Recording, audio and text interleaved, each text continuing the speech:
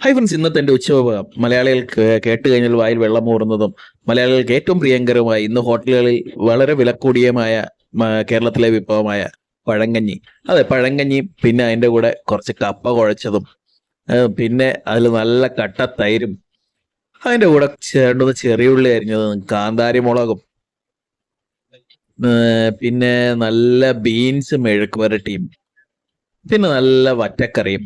അതെ അതെ, ഇപ്പൊ ഞാൻ രണ്ടു കാന്താരി മുളകൊക്കെ നാട്ടിൽ നിന്ന് കൊണ്ടുവന്നാണ്, അതൊന്ന് ഇട്ടു. പിന്നെ നല്ല ഒരു ബീൻസ് മെഴുക്ക് പുരട്ടി, വെളിച്ചെണ്ണയിൽ പൊരിച്ചെടുത്ത ബീൻസ് മെഴുക്ക് പുരട്ടി, അതും അതിന്റെ കൂടെ തന്നെ മേടിച്ച വറ്റക്കറിയും. ഈ വറ്റക്കറി ഇതെല്ലാം കൂടെ കൂട്ടി കഴിക്കാൻ എന്ത് ടേസ്റ്റ് ആണെന്ന് അറിയോ?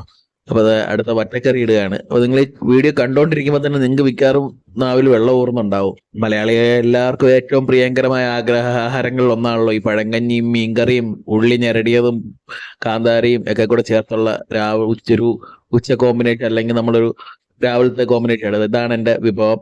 ഇന്ന് ഉച്ചയ്ക്ക് കഴിച്ചത് ഇത് തന്നെയാണ് കേട്ടോ. ഞാൻ അപ്പൊ പതിയെ ഇനി ആ കാന്താരി മുളകൊക്കെ ഒന്ന് ഞെരടി കഴിക്കാൻ പോവാണ് കേട്ടോ. അങ്ങനെ ഞാൻ നല്ലപോലെ ആ തൈരങ്ങ് കുഴച്ച് അതിലോട്ട് ചേർത്തു. പിന്നെ ആ ഉള്ളിയും കാന്താരി മുളകും ഒക്കെ അങ്ങ് ഞെരടി ഞെരടി അങ്ങ് ചേർത്തിട്ട് ആ മീൻകറിയും കൂട്ടി അങ്ങ് ഒരു പിടി പിടിച്ച് വെക്കളെ.